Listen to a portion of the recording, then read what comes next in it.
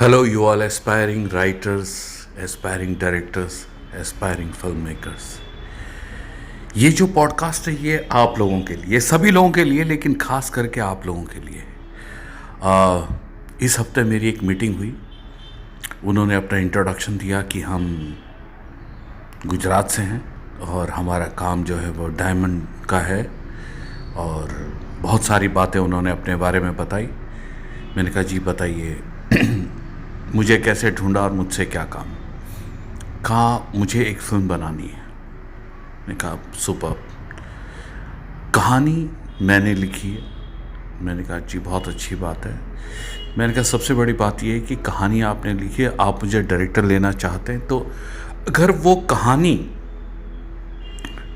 मैं जस्टिफाई कर पाऊंगा, अगर वो कहानी मुझे लगती है कि हाँ यार ये कहानी मेरी, उस कहानी से अगर मैं कनेक्ट कर पाया तो मैं हाँ करूँगा, नहीं तो ना करूँगा। क्योंकि अगर मैं कहानी से कनेक्ट नहीं कर पाया और किसी भी लालच में मैंने आपका ये प्रोजेक्ट हाँ किया, तो ये पूरी की पूरी शिप डूब जाएगी।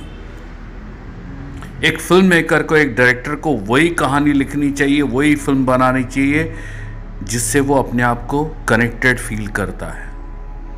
तो लीजिए आप ये कहानी सुन लीजिए। चलिए हम मिले। जिस एजेंसी ने मेरा नाम सजेस्ट किया था वो एजेंसी के लोग आए, हम मिले, बात हुई। तो उन्होंने कहा ये जो मेरी फिल्म है ना, ये वॉर फिल्म जैसी है। ऋतिक रोशन और टाइगर श्रॉफ वाली वॉर जैसी। मैंने कहा जी बहुत अच्छा। मैंने कहा आपको अंदाज़ा तो होगा ना इस फिल्म का बजट क्या होगा, लगभग होता है? तो बोले हाँ वो तो बजट तो क्या है, हम बजट का तो देख सकते हैं। मैंने कहा अच्छा। फिर उन्होंने बातें बताई, कहानी सुनाई, जो भी। मैंने कहा आप ये जो अभी मुझे सीक्वेंस सुना रहे, जो एक्शन सुनाया आपने, आपको इसके बजट का अंदाज़ा है कि ये बजट कितना होगा? सो मैंने कहा अगर ये हम 3 जगह शूट करते हैं, रियल लोकेशंस में, क्रोमा, ग्राफिक्स, ये वो मिलाकर, तो इस एक सीक्वेंस का मेरे हिसाब से, जो कि अभी अभी हमने राधे और दबंग 3 की है, मुझे अंदाज़ा है कि एक इस तरह के मेगा सुपरस्टार्स के साथ जब आप फिल्म बनाते हो और एक सीक्वेंस करते हो, तो एक्शन की एक सीक्वेंस की कॉस्ट लगभग इतनी हो सकती है। क्योंकि मैं aspiring directors and writers and film makers को बताना चाहता हूँ कि जब आप कोई भी एक्शन फिल्म अटेम्प्ट करते हो तो चांसेस होते हैं कि वो ओवर बजट हो जाए। और आप लोगों से मैं एक ही बात कहना चाहता हूँ कि अगर बॉलीवुड में आप लोगों को या किसी भी इंडस्ट्री में आप लोगों को बहुत लंबे समय तक चलना है, तो आप बजट पर ध्यान रखिए, उसके इकोनॉमिक्स पे ध्यान रखिए। आप ओवर बजट नहीं हो सकते। आपने अगर 1 रुपया कमिट किया था तो 1 रुपया 10 पैसा हो सकता है, 1 रुपया 15 पैसा हो सकता है, 1 रुपया 20 पैसा हो सकता है, बट 1 रुपये का में 1 रुपया और ऐड नहीं होना चाहिए। 1 रुपया कहा था वो 2 रुपया नहीं होना चाहिए, क्योंकि छोटी सी इंडस्ट्री है और आप अभी इसमें ज़िंदगी लगाने आए, ज़िंदगी बनाने आए। लोग आपको बदनाम कर देंगे।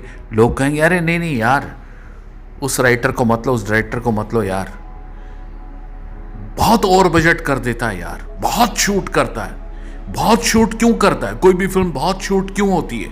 क्योंकि जब आपके पास बाउंड स्क्रिप्ट नहीं होती है, जब आपको पता ही नहीं है कि मेजर सीक्वेंसेस कहाँ होंगे, जब अचानक आपको आपका एक यूनिट का आदमी, आपका प्रोड्यूसर किसी भी लालच में, या आपका हीरो आपसे कहता है कि ये एक गाना आओ हम स्विट्जरलैंड में कर आते हैं। अरे जब आपकी कहानी उत्तर प्रदेश की है तो स्विट्जरलैंड कहाँ से आ गया?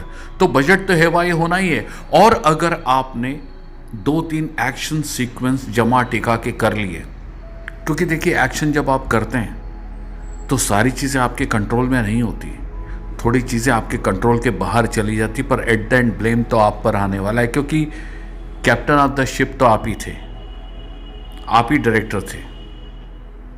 किसी और पे वो ब्लेम जाएगा ही नहीं, वो आप ही पर आएगा, यार इस डायरेक्टर ने ऐसा कर दिया।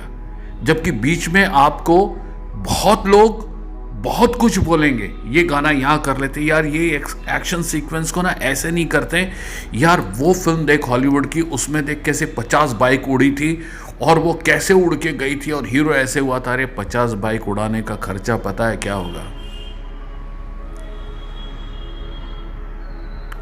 सो दोस्तों, मैंने उन प्रोड्यूसर साहब से कहा कि सर, वो कहने लगे नहीं नहीं, ऐसे कैसे एक एक्शन सीक्वेंस का आप इतना लगभग बजट बता रहे हैं, ऐसा तो नहीं होगा। मैंने कहा अच्छा सर, मैं आपसे बताना चाहता हूँ कि आपने पहले कोई फिल्म बनाई है, कोई एक्शन ओरिएंटेड फिल्म बनाई है? आपने कभी देखा है कि अगर 2-3 एक्शन सीक्वेंसेस आपकी फिल्म में आ जाते हैं, आपको कोई अनुभव है? बोला नहीं, अनुभव तो नहीं है, पर बिजनेसमैन तो बिजनेसमैन होता है, मुझे ये तो अनुभव है। मैंने कहा नहीं सर, ऐसा नहीं होगा।